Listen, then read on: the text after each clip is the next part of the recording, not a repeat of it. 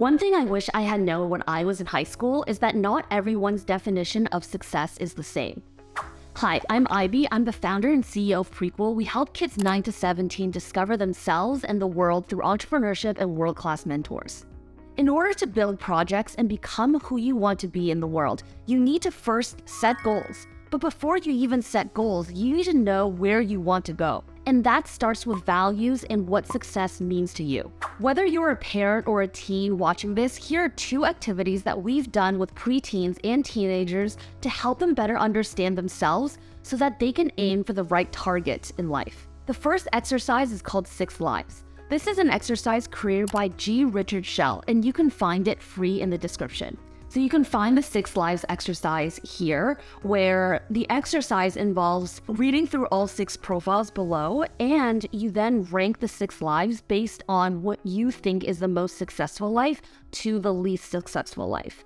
And these lives capture people's relationships, their career success, what they really value in life, and the life that they have led. So the first life is a teacher, Patricia. She serves as a head coach of women's track team, teaches physics at a suburban high school for kids ages 14 to 18. Her spouse manages a chain of retail stores the spouse's family founded 30 years ago. She's led her school's science Olympics team to 3 regional championships and 1 national title over the past 5 years. And under her guidance, the high school has placed a number of students at the country's top scientific universities, such as MIT. In terms of her family, she has 2 daughters, one who earned a PhD in physics and is now working for a high-tech company, and the other ran into trouble in high school, never graduated, lives in a distant city, and has rebuffed all attempts by family to stay in touch with her. So an estranged daughter. The next life is a wealthy investor named Peter. He is a private equity investor who balances his mostly single life. He's married once but divorced 4 years later between homes in London, New York, and Bermuda. He made his first fortune guiding a startup internet company through its early stages and then selling it to a large competitor. His $240,000 investment turned into a handsome payoff of $50 million. He's very rich and has been all upside since then. A leading business magazine recently published a cover story of Peter, revealing him to be an avowed freethinker, lover of freedom, and committed libertarian. In this article, he said, "I love the excitement of placing a big bet and seeing it pay off. His passions outside the office include parties in far-flung places. I like to work hard and play hard," he says, "and hang gliding, being in the air alone gives me a sense of freedom." He donates generously to political causes he believes in and is consulted by influential politicians across the globe for his opinions regarding the global economy. So there's status, there's freedom, doesn't seem like he has much of a family life, he just travels a lot.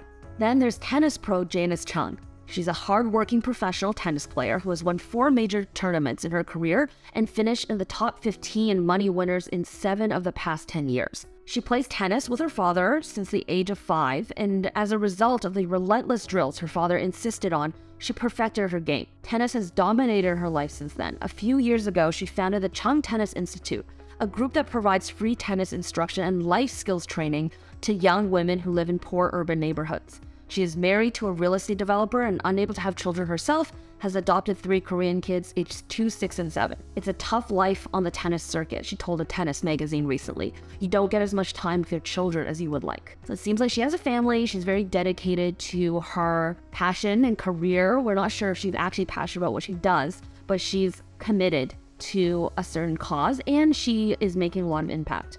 Fred, who is a stonemason that has lived his whole life near a large city. He's a passionate student of historical architecture design. He has been married to his wife Mary for 52 years and has 3 children and 7 grandchildren. "Every piece of stone you pick up is different," he once told a news reporter. "In my work, I can see what I did the first day I started and watch it grow. And I go back years later and it's still there to see. It's a good day laying brick or stone.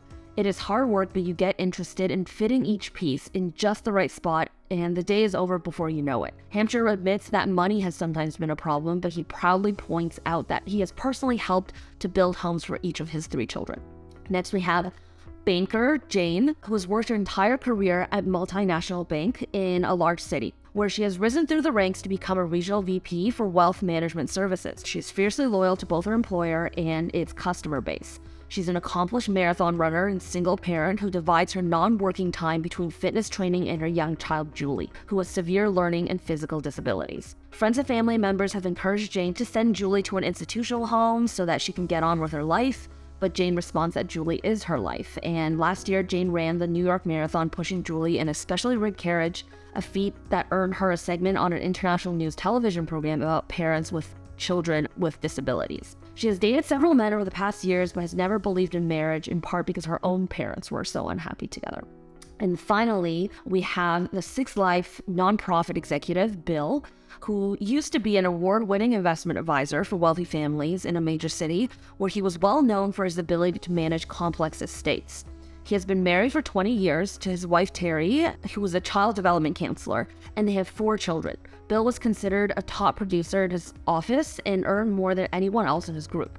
But 5 years ago, Bill quit his job and took a huge pay cut to become a top administrator at a fast-growing nonprofit service organization founded by a charismatic religious leader from South Africa.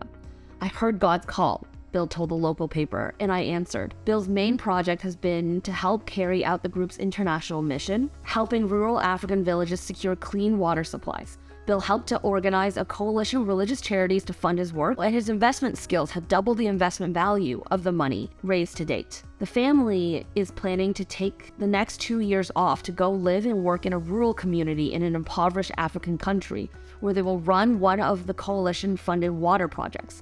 Bill and Terry's kids range in age from 8 to 16, and none of them want to go. But Bill and Terry are determined to take the whole family. So as you can see here, there's 6 different, all very plausible lives. The next step is to rank them based on what you think is most successful.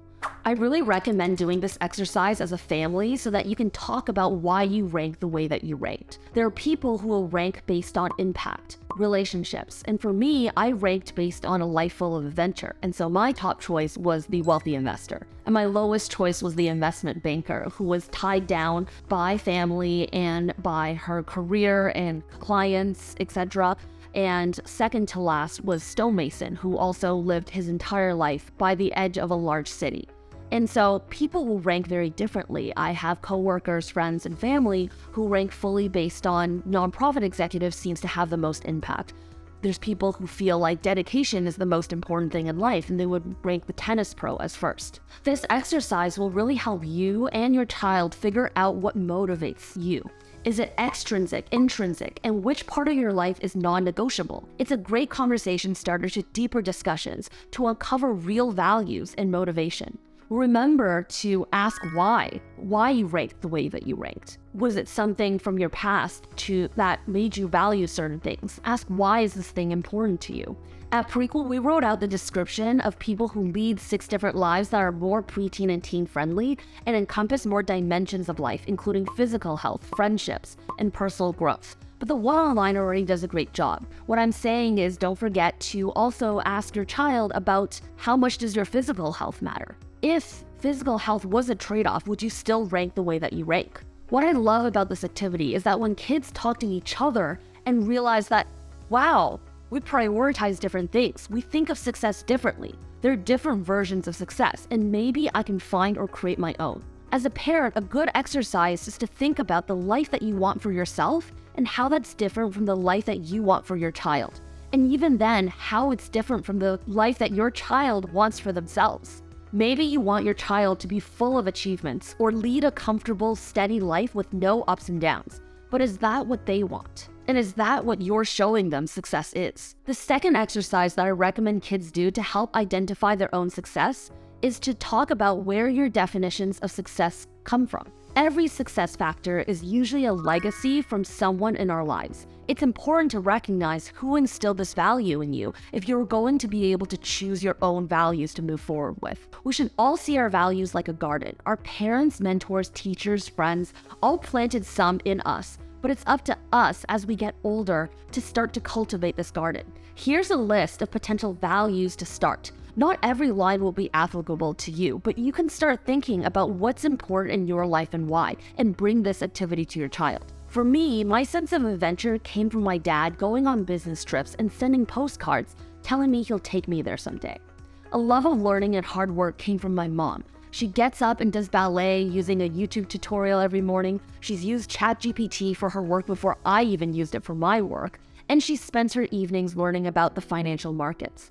Learning is fun for her. It's not work. You can think of this list by asking yourself, is this the value? And if so, what is my value here and who instilled it in me? Do this with your family. Understanding your own values, back your why in whichever you do. It helps us make decisions about what we want to achieve and why in our lifetime. Before you go down a path, you can understand if it will align with your core values and make you happy. For example, adventure is what's exciting for me. I make a decision to maintain a nomadic life where I move to a different city every 1 to 2 months in order to achieve that sense of adventure. So living in one place, running a physical business would not be something that I would want. Being honest and fair is a value for me. This drives small decisions in my business and life and the way that I treat people. A love of learning is also a value. I spend time each week blocked to learn new things, and I don't let other temptations like last-minute social invites cut into that time because that's a value. Helping young people understand themselves and what they're motivated by, what are strong core values that they like about themselves and don't want to change, is so important in helping them set goals to make sure that that aligns with who they really are, and to make sure that whatever the goals that they set and where they're going also aligns. Both of these exercises are amazing conversation starters to start going deep and to better understand your child or your family. If you're interested in more content like this, sign up for Prequel's weekly newsletter where we give advice and resources to parents who want their kids to develop skills to get ahead in school and life, especially skills not normally taught in schools. Thank you for watching. I hope you enjoyed this. Make sure you subscribe for more.